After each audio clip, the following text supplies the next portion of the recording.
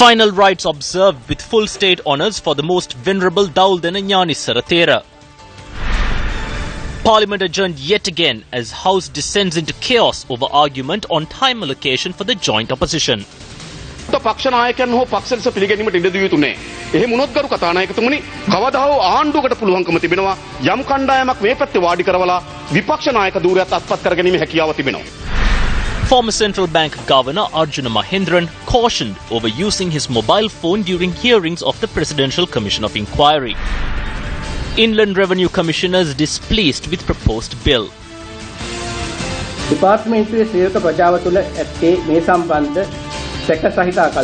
Finance Minister gives monitoring positions to UNP backbenchers. It's good news for travellers. The long wait at the BIA is now over. That's right. The refurbished runway at the Bandar Naik International Airport is now finally open to the public. What does it mean? It means that the BIA is now fully open for business. Good evening and welcome. This is News First, your number one news provider. I am Shamir Rasooldi. I'm Sonali Wanikabadake. We start off first with a look at your local news tonight. The mortal remains of the late chief prelate of the Sri Lanka Amarapura sect, Agamaha Pandita Most Venerable Dawldena Gnani Sarathera, who passed away on the 3rd of this month, were cremated with full state honours this evening.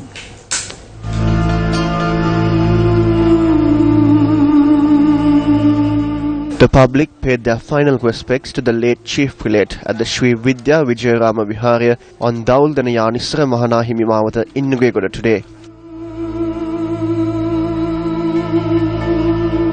The cortege departed for Independence Square in Colombo at 1 p.m. this afternoon. Floral tributes poured in as the cortege made its way to Independence Square. The cortege reached the Nelumpokuna International Theatre via Pitakotte, Rajagiriya and the D.S. Senanayaka Junction, where it was entrusted to the Tri-Forces.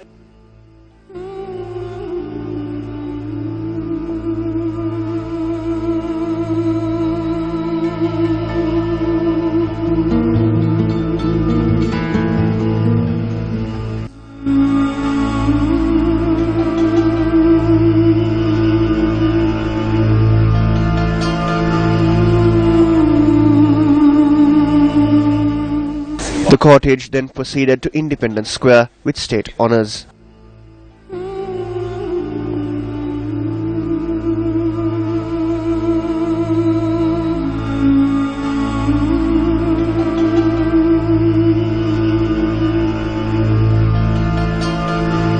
The final rites were observed at 3:30 this afternoon, led by the chief prelates of the three sects. Dignitaries including President Maithripala Sirisena and Prime Minister Ranil Wickremesinghe were in attendance.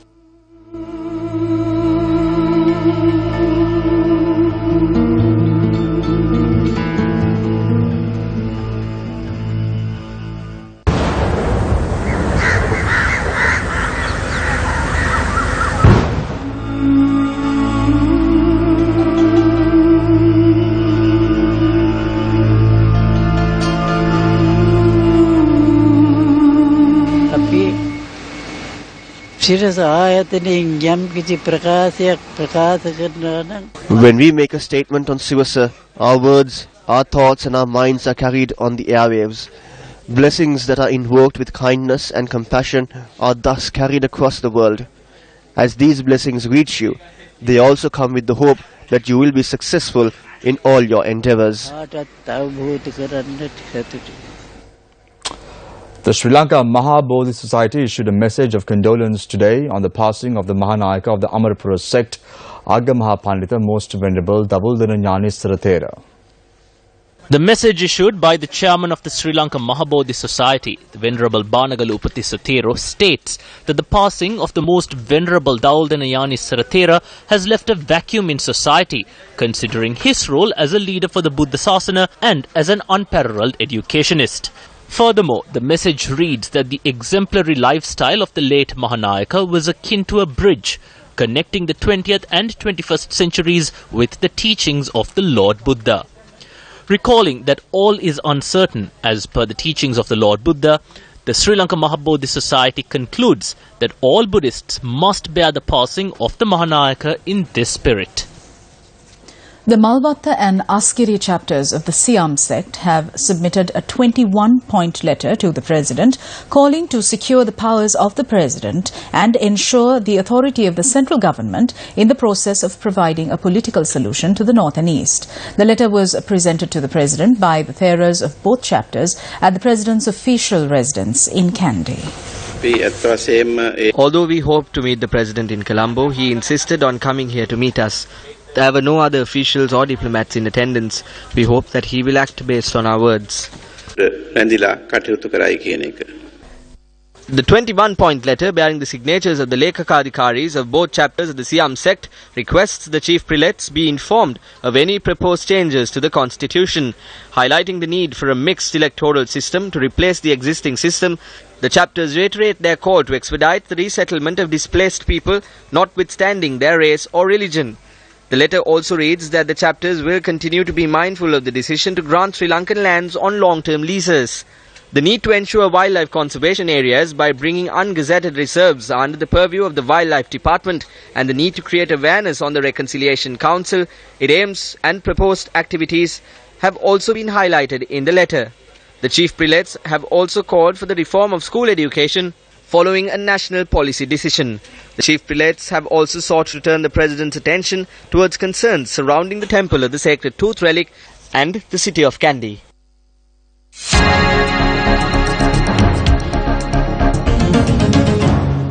The 16th annual convention of the Inland Revenue Commissioners Association was held today under the auspices of President Maithripala Sirisena.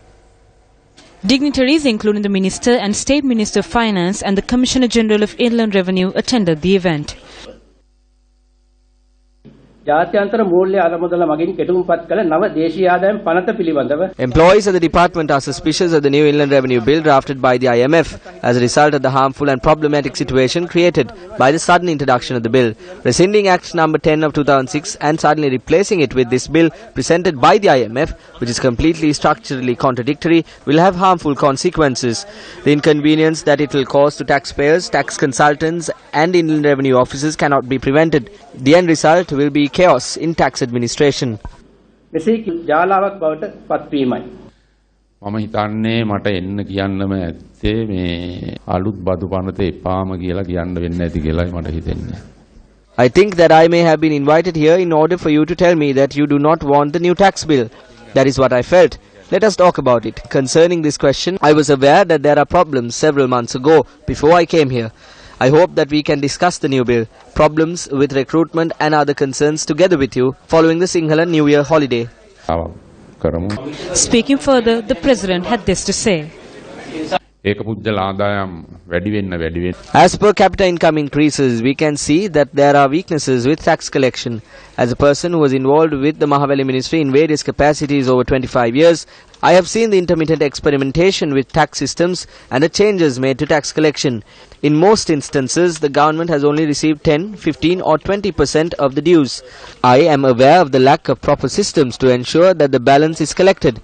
We can see serious weaknesses in the collection of government taxes in various sectors. I believe that these sectors must be strengthened and made more efficient.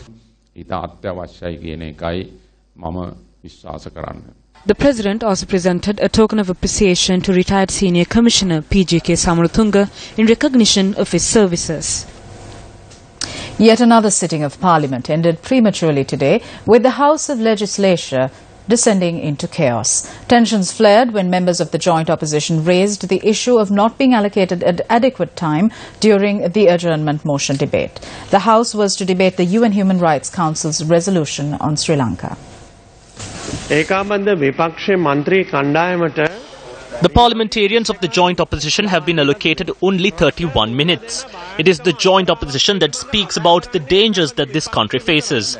210 minutes have been given to speak about the matter and we have only 32.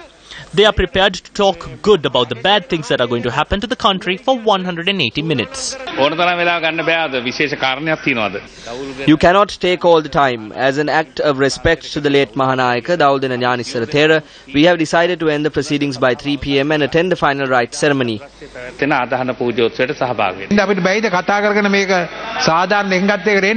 The adjournment motion is being moved by the joint opposition. In the past, the person who moved it received more time. There will be no problem if they speak to the leader of the SLFP and resolve this. Parliamentarians should not be recognized as leaders based on where they sit in the chamber. If that happens, the ruling party has the ability to make a party sit on the other side and get hold of the position of the opposition leader as well. The traditions of the parliament should be preserved.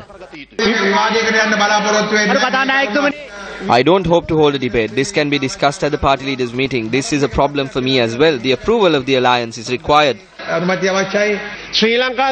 We have not joined the government even though the SLFP and the UNP have joined together. Be kind enough at least to provide us with 100 minutes. We are moving the motion. We are the people on the side of the war heroes. The statement made by MP Bandula Gunawardena is an insult to us. The people who robbed the country hiding behind the cloak of patriotism are trying to sell the war heroes to come back to power and betray us. Please withdraw that statement. Ask him to withdraw it.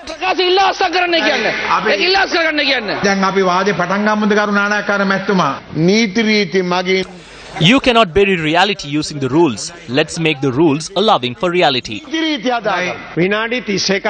52 parliamentarians have only received 32 minutes. Declare your decision on this first. We are the largest opposition. Then I will have to adjourn the parliament. You have wasted 28 minutes of the 30 minutes that you received. You did not provide me with any cooperation during this debate. I am disappointed. Parliament is adjourned. Another argument broke out in Parliament today over government ministers seeking time to respond to questions by members of Parliament. Honourable Speaker, there are questions which I have asked over a year ago in this chamber to which there is still no response.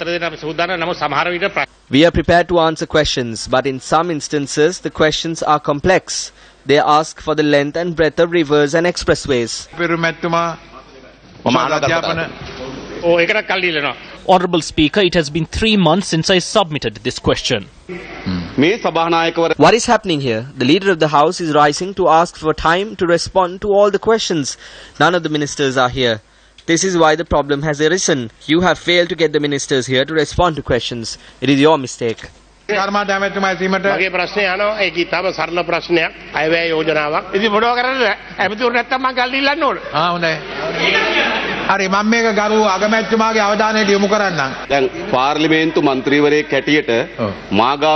MP, I have the Parliament agenda with me. That is all the leader of the House has to do. He doesn't have any other files with him.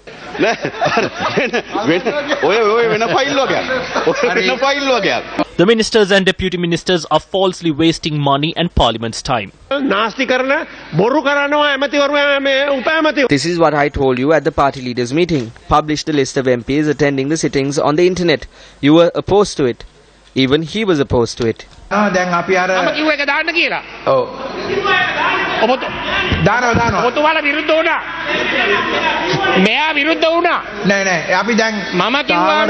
per the standing orders, it is mandatory to respond to questions. I submit that either the minister or deputy minister must be present. Honourable Speaker, if we are to wait for the standing orders to be amended, we will have to wait for a long time.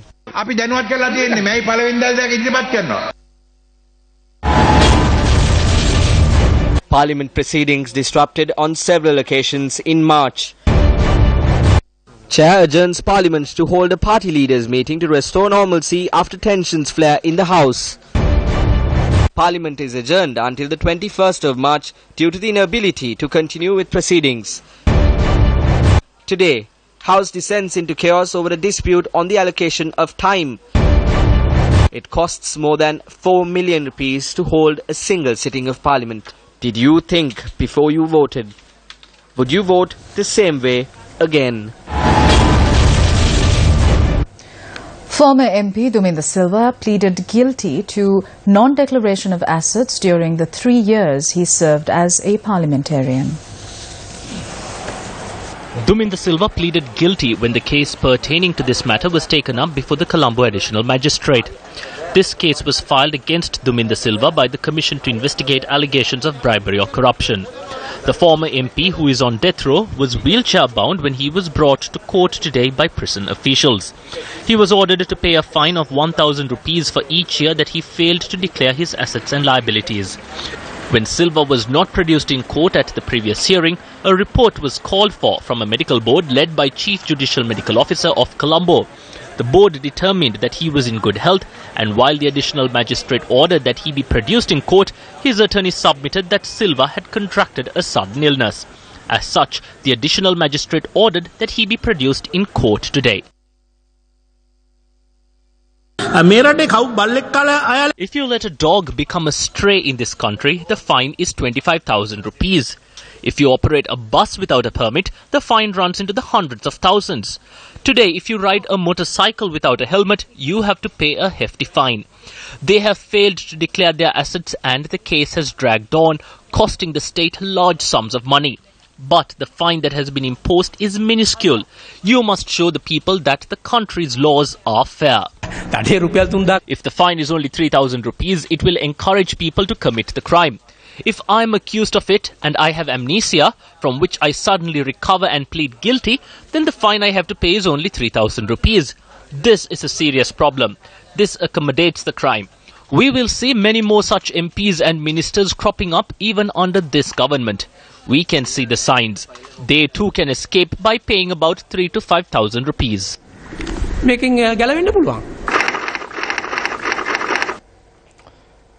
First National Symposium for Sri Lanka's National Export Strategy, organised by the Ministry of Development Strategies and International Trade and the Sri Lanka Export Development Board, was held at Temple Trees in Colombo this morning. The event was held under the auspices of Prime Minister Ranil Wickremesinghe. We are talking with India, with China, with Singapore for free trade agreement, not to destroy our people, but to give our people access to those markets in return for what they give us. We have to create jobs, so talk to us. Running to the Sunday Island or Sunday Times doesn't help you. As that is not a way that's going to work. And if you want to have problems, okay, we sit down. But shouting and threatening won't get you anything. But there's only one thing, that is we have to get the economy moving, we have to get jobs for the boys and girls, and we have to ensure that we have a stronger middle class. Everyone should be an exporter in Sri Lanka. On to one of our headline-making stories tonight. Newsfirst Zulfiq Farzan brings us this report on the proceedings of Day 28 of the Presidential Commission of Inquiry, including details on a stern warning that was issued by the Commission. The Additional Director of IT at the Central Bank, Vasantha Alves, said that the intraday liquidity facility default of Perpetual Treasuries Limited for the 1st of April 2016 was carried over to the 4th of April 2016. It was revealed that the ILF default of Rs 11.06 billion from the 1st of April was finally settled on the 4th of April 2016 after Perpetual Treasuries Limited made returns to their ILF account during the course of the day. These returns were made following repurchase agreements entered with the Central Bank, the EPF and other institutions. The witness said that the payment system must be closed daily at 4:30 in the evening. However, on this particular day, the system was kept open until Perpetual Treasuries could complete their returns. Vasantha Alves was asked if this was an unusual occurrence, and he responded yes. A fact that came to light was that the rate of return of the ILF funds had been calculated based on the value of the securities placed for the 4th of April 2016. However, as the securities to the value of over 13 billion was placed to obtain 11 billion on the 1st of April 2016, Perpetual Treasuries Limited had paid additional Rs 88 million to the bank, which was later returned. The witness said the value change was included into the system after a request was made by the Director of Domestic Operations, which had been approved by the respective hierarchy. He said he had never seen such manual intervention to the system during his service. It must be noted that transactions are made based on a circular issued in relation to the intraday liquidity facility. Several interesting incidents took place at the Presidential Commission of Inquiry today. First up, Justice K.T. Chittasivi informed Counsel Chanaka De Silva to caution his client, former Governor of the Central Bank of Sri Lanka, Arjuna Mahendra, to refrain from using his mobile phone when the sessions are going on. In addition, when the counsel representing the Attorney General's Department was leading evidence before the Commission, the counsel appearing for Perpetual Treasuries Limited obstructed the counsel from the AG's department, citing that the counsel was painting a wrong picture before the Commission. However, Justice K.T. Chittasivi informed counsel Nihal Fernando that that is not so and that there is more evidence that needs to be brought before the Commission. From the Presidential Commission of Inquiry, I'm Zulfiq Farzan for News First. Newsfirst Zulfiq Farzan has been closely watching the developments for us from the Presidential Commission and would report to you as and when there are developments on this story. A group of UNP backbenchers have been appointed as monitoring MPs and tasked with looking into the efficiency of institutions under the purview of the Ministry of Finance. In a letter addressed to all our MPs, Minister Ravi Karunanayake entrusted us with the responsibility of looking into the efficiency of institutions that come under the Finance Minister, including the Excise and Inland Revenue Departments, as well as the National Lotteries Board, if they are operating in our electorates.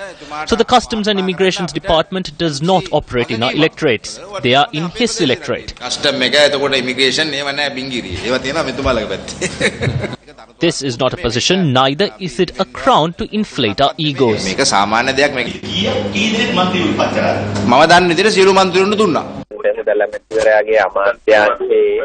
I received a letter yesterday requesting that I report on institutions under the Finance Ministry. It is a positive trend. If the Finance Minister is asking us to observe his ministry and make inquiries. As MPs, we are permitted to go to any public institution and make inquiries. This has been made official and I believe that it is a good thing.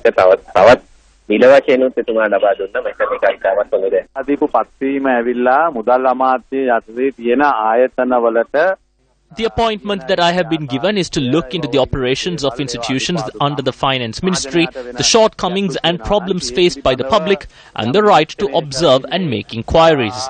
This only applies to institutions within the respective MPs' electorates.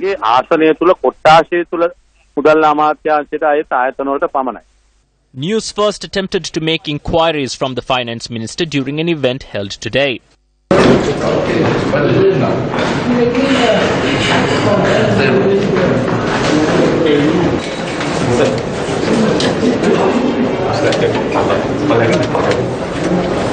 The previous government too appointed several monitoring MPs. Tuminda Silva, monitoring MP, Ministry of Defence, sentenced to death, currently on death row. Sajan Divas Gunawardana, monitoring MP, Ministry of External Affairs, failed to receive a nomination under investigation for financial crimes. Udit Lokubandara, monitoring MP, Ministry of Defence, defeated at the election. Mohanlal Grero, monitoring MP, Ministry of Education, joined the government of good governance. Manushanana Akkara, monitoring MP, Ministry of Media, joined the government of good governance. The strike action launched by the Ceylon Electricity Board Joint Trade Union Alliance will end at midnight. However, doctors are preparing for another 24-hour strike tomorrow. Salary anomalies between administrative officers and employees at the CEB prompted the Ceylon Electricity Board Joint Trade Union Alliance to go on strike for midnight yesterday. Thereby, operations in relation to bill payments, emergency breakdown and essential maintenance were disrupted. Light bill ගෙවන්න තමයි ආවේ දැන් මේ ගෙවන්න බෑ කියලා කියනවනේ ඒගොල්ලන් ස්ට්‍රයික් කියලා. ඊට මොකද අපි ප්ලේට් කපනවිලා. ඊට මොනවා කරන්න අපි? 32 trade unions are engaged in the strike action, including the Jatika Sevaka Sangamaya and the Sri Lanka Nidahas Sevaka Sangamaya. අපි සංකේතාත්මක වර්ධනයක් කළා. Through this token strike, we have showed the government the need of the employees to get the salary anomalies resolved. We urge the government to respond to us and not to oppress us. If not, we will have to resort to other action.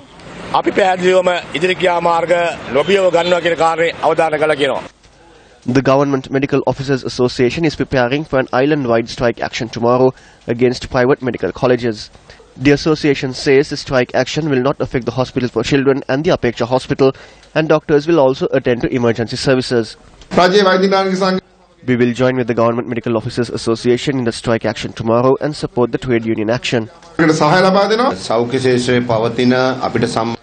All trade unions affiliated with the health service will engage in this strike action. All trade unions have entered a national level token strike. Today, a heart patient made a request from the Colombo District Court to issue an injunction preventing the strike from taking place. Court pointed out that there wasn't sufficient reasons to issue a one-sided order and will take up the matter once again on the 4th of May. If court rules that the strike action tomorrow is against the law, cases will be filed against the Government Medical Officers Association and all the executive officers for causing harm to the patients. I